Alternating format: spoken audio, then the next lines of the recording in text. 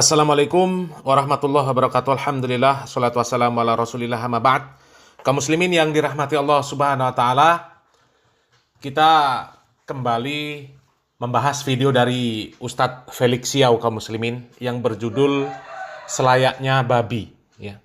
Kami terngiang-ngiang dengan ucapan dari Ustadz Felix Xiao di dalam video tersebut ketika beliau mengatakan surat Asy-Syu'ara, surat pemusik. Ini permasalahan sederhana sekali. Sesederhana kita sampaikan bahwa Walid bin Mughirah itu dulunya adalah seorang pemimpin orang-orang Quraisy di Darun Nadwah. Kalau sekarang kita misalkan DPR, ya. Coba kita simak videonya dulu, kaum muslimin. Surat Asy-Syu'ara, surat musik. Ini perkara sederhana sekali. Sesederhana kita sampaikan bahwasanya Walid bin Mughirah itu dulunya adalah pemimpin orang-orang Quraisy, pemimpin di Darun Nadwah. Kalau sekarang seolah-olah kayak DPR misal. Nah, kaum muslimin, ini analogi yang jauh berbeda dengan terjemahan surat Asy-Syu'ara yang artinya penyair kemudian diartikan pemusik. Kalau Walid bin Mughirah disebut menteri, ya, kemudian Rasulullah SAW disebutkan sebagai presiden, Umar bin Khattab radhiyallahu an disebut sebagai menteri, itu masih ada korelasinya. Ya, meskipun tidak mewakili makna sebenarnya, tapi masih sama-sama disebut bagian dari pemimpin pada masa itu. Sedangkan menyamakan atau menyebut penyair sebagai pemusik, itu kan sangat jauh berbeda, kaum muslimin. Sangat jauh berbeda. Ya, kita bicara awamnya sajalah, kaum muslimin, bicara gobloknya saja. Ya.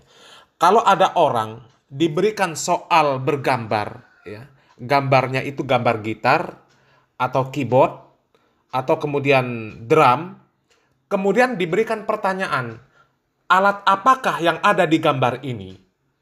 Kalau ada yang menjawab itu adalah alat syair, maka dipastikan itu jawaban pasti salah. Ya. Dan kaum muslimin, dalam pembahasan ini, ya, ini kita tidak fokus kepada masalah yang analogi antara Walid disebut sebagai anggota DPR, ya. Tapi kita akan fokus kepada ucapan dari Ustadz Felix Xiao yang mengatakan bahwa penyebutan surat Asy-Syu'ara sebagai pemusik itu adalah masalah yang sederhana, masalah kecil, masalah remeh yang tidak perlu dibesar-besarkan, tidak perlu diramai-ramaikan. Ya. Bagi kami ini statement yang sangat-sangat disayangkan diucapkan oleh seseorang yang ya boleh disebut dia ini tokoh lah, ya, terlepas dari tokoh apa, tokoh publik atau mungkin tokoh agama, karena beliau juga disebut sebagai ustadz, ya. Dan pertanyaan kami, sebenarnya sadar nggak, ya, ketika Ustadz Felix Xiao itu mengucapkan seperti itu, ya, sadar nggak dia, berpikir nggak dia, kenapa dahulu Injil itu ditinggalkan? Tidak lagi dianggap sebagai kitab suci. Karena isinya sudah dirubah-rubah. Ya. Dan wajib bagi kita mengimani bahwa Injil itu, Injil yang sekarang itu bukanlah Injil yang diturunkan kepada Nabi Isa alaihissalam, melainkan sudah dirubah-rubah isinya, kaum muslimin. Ya. Di mana Allah Subhanahu wa taala di dalam Al-Qur'an jelas, ya, surat Al-Baqarah ayat 79. Fawailul lilladzina yaktubunal kitaba biaidihim summa yaquluna hadza min indillahi liyashtaru bihi samanan qalila. Ya, maka kecelakaanlah yang besar bagi orang-orang yang menulis Alkitab dengan tangan mereka sendiri, lalu dikatakan ini dari Allah. Ya. Liyashtaru bihi samanan qalila, untuk memperoleh keuntungan yang sedikit, ya, dengan perbuatan tersebut. Fawailul lahum mimma katabat aydihim wa wailul lahum mimma yaksibun. Maka kecelakaanlah yang besar bagi mereka akibat apa yang mereka tulis oleh tangan mereka sendiri, dan kecelakaan yang besarlah bagi mereka akibat apa yang mereka kerjakan. Kita wajib mengimani ayat tersebut, ayat Al-Quran. Ya. Dan sejarah telah membuktikan, kaum muslimin, bahwasanya perubahan-perubahan atas kitab-kitab Allah, penyesatan kepada manusia itu tidak terjadi secara frontal. Ya. Tidak mungkin dulu Nabi Isa itu disebut langsung sebagai Tuhan, kemudian langsung disembah. Tidak. Tapi perlahan-lahan dirubah-rubah. Ya, terlepas itu nantinya apakah terdapat di kitab-kitab yang mereka rubah atau tidak. Tapi yang jelas, ya, Nabi Isa tidak disebut langsung sebagai Tuhan. Ya. Tapi Nabi Isa dianggap sebagai manusia suci dulu. Lahir tanpa bapak. Ya. Dianggap sebagai anak Tuhan. Ya. Kemudian pelan-pelan akhirnya dianggap sebagai Tuhan, disembah. Dan kemudian bagaimana sejarah tentang penyembahan terhadap berhala pertama kali. Kesyirikan pertama kali terjadi. Penyembahan terhadap Wat, Suwa, Yaghut, Ya'uq, Nasr, apakah langsung disembah? Tidak. Tidak. Dahulu mereka adalah orang-orang soleh. Ya. Dipuji-puji dulu, dianggap sebagai orang suci. Kemudian dibuatlah gambar-gambar, patung-patung, ditempatkan di tempat-tempat yang biasanya mereka dahulu membahas masalah agama. Mereka beribadah. Ya, kemudian dijadikanlah tempat tersebut, patung tersebut untuk tawasul. Ya, untuk tempat meminta pertolongan. Dan Allah Subhanahu wa taala jelaskan, ketika orang-orang penyembah berhala, ketika disebut mereka menyembah berhala, mereka tidak mau. Mereka menolak. Mereka menjawab, ma na'buduhum illa liyuqarribuna ilallahi zulfa. Kami tidak menyembah mereka.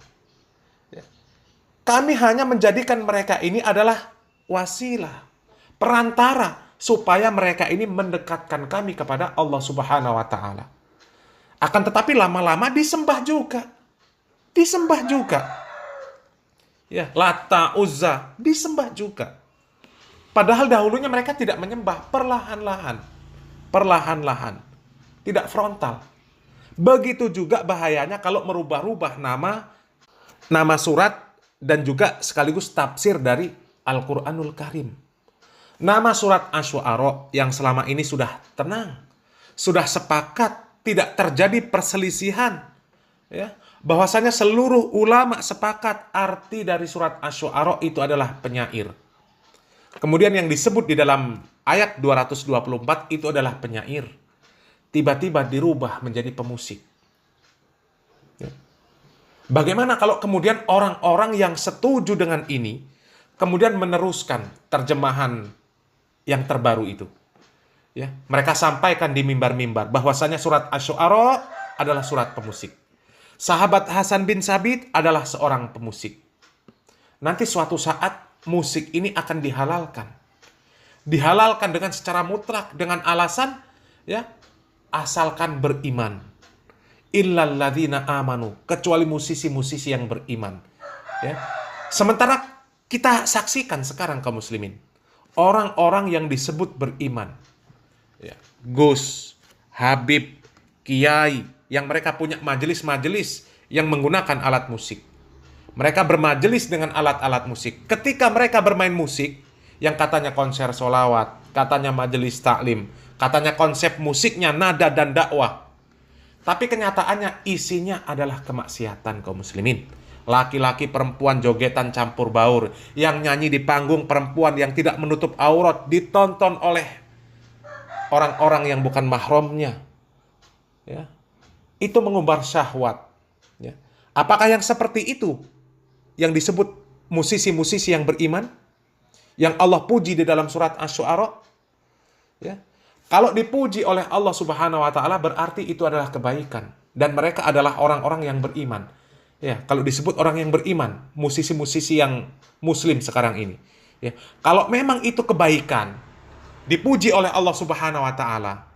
Ini tantangan kami, jadikan saja istri-istrinya, anak-anak perempuannya, saudara-saudara perempuannya dari orang-orang yang menyebut surat Asy-Syu'ara sebagai surat pemusik, yang membela juga, yang membela statement bahwa surat Asy-Syu'ara adalah surat pemusik, ya, ada pemusik-pemusik yang beriman disebutkan tadi, ya, jadikan saja mereka adalah pemusik-pemusik yang seperti itu. Ya. Kalau itu yang disebut musisi yang beriman. Ya. Ini tantangan. Kalau memang yang seperti itu mewakili musisi-musisi yang beriman. Ya kalau tidak mewakili, sekarang musisi yang beriman itu yang seperti apa? Pertanyaannya. Ya, seperti apa musisi yang beriman yang ada sekarang ini? Ya, tolong tunjukkan siapa orangnya. Jadi, di sini sangat terlihat bahwa Ustadz Felix Xiao ini membela terjemahan surat pemusik, ya, itu membela membabi buta, tanpa ilmu, tanpa memikirkan terlebih dahulu bagaimana sejarah kitab-kitab terdahulu dirubah-rubah maknanya. Ya, mereka tidak frontal, perlahan-lahan. Ya, akhirnya umat ini tersesat dari kitab yang sebenarnya, dari makna yang sebenarnya. Ya. Bagaimana pula nanti kalau ada orang-orang yang seenaknya mengartikan surat Al-Jin sebagai surat setan, ya, menafsirkan ayat-ayat yang menyebut jin sebagai setan. Bagaimana juga ketika nanti ada yang menerjemahkan surat Ad-Dukhan sebagai perokok, kemudian menyebutkan tafsir-tafsir yang ada di dalam surat Ad-Dukhan, ya, kata-kata dukhan di sana diartikan sebagai perokok atau asap rokok. Kan rusak kaum muslimin, ya. Jadi ini bukan masalah yang sederhana. Ini menyangkut keberlangsungan Al-Quran, menyangkut keberlangsungan umat. Jadi sangat tidak pantas kalau orang-orang yang peduli terhadap Al-Quran, peduli terhadap kemurnian Al-Quran, disebut membahas atau meramaikan hal yang remeh, hal yang sederhana, hal yang kecil, sehingga disebut perumpamaan selayaknya babi. Ya. Kalian sendiri tidak pernah membahas, sekalipun ya, membahas konser-konser musik, ya, yang katanya konser solawat, katanya konser nada dan dakwah yang isinya maksiat. Coba, adakah kalian membahas musik-musik konser solawat? Ya, yang Miftah, katanya solawat, solawat matani picek, yang di bawah, ya, jamaahnya, laki-laki perempuan, joget-joget, nggak jelas. Ali Gondrong yang isinya jogetan laki-laki perempuan campur baur, nggak jelas. Si Ikdam yang sebelum ngaji diisi dangdut, nggak jelas. Ada kalian protes? Saiful Karim yang mengatakan surat Al-Qari'ah itu sebagai pembaca wanita. Ada kalian protes? Ar-Razi Hashim yang mengatakan segala sesuatu yang disembah di muka bumi ini adalah Allah. Ada kalian protes? Ya. Kalau masalah Palestina, antum jangan menutup mata. Para asatidz tidak sedikit yang membahas, banyak, hampir mereka membahas semuanya. Bahkan bukan hanya membahas, mereka menggalang donasi bantuan untuk Palestina. Entah berapa banyak sudah bantuan yang diberikan kepada saudara-saudara kita di Palestina. Ya. Jadi di sini ketika banyak kemaksiatan, diam. Al-Quran dirubah, diam. Ya. Tapi ketika ada yang mengkritik orang yang merubah nama surat dari Al-Quran, tafsir dari Al-Quran, malah disebut selayaknya babi. Jadi siapa sebenarnya yang pantas disebut selayaknya babi? Ya. Selamat berpikir kaum muslimin. Ya. Sampai di sini dulu pembahasan kita. Nanti kalau ada yang kurang, insya Allah akan kita lanjutkan. Ya. Mudah-mudahan Allah Subhanahu wa Ta'ala memberikan taufik dan hidayah kepada kita semuanya untuk menerima kebenaran meskipun itu pahit. Ya. Salam waras, salam akal sehat. Barakallahu fikum. Wassalamualaikum warahmatullahi wabarakatuh.